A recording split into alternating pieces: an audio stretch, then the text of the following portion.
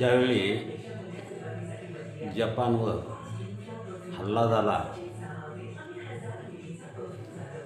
त्यावेळी जपाननं दुखाटा म्हणून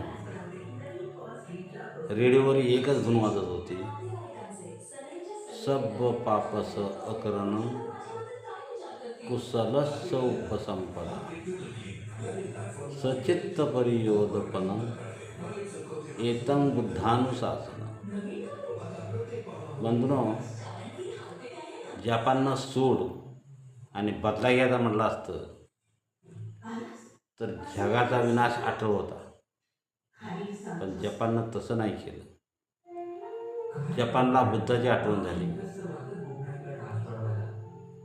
युद्धानं युद्ध संपत नाही, शमत नाही. त्यानं दुसऱ्या युद्धाची बीजे परत रोवली जातात. म्हणून जपाननं युद्ध पुकारलं नाही, युद्ध केलं नाही. त्याने सामोपचार घेतला. म्हणून एक लक्षात ठेवलं पाहिजे की सूड आणि बदला यात परत सुडाची आणि शर्तीची किंवा परत युद्धाची बीजे परत रोवली जातात. परत युद्ध होतं.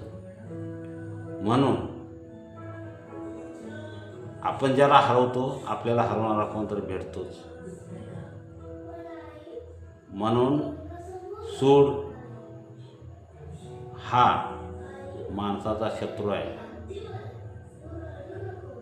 हे जपाननं सगळ्या जगाला दाखवून दिले.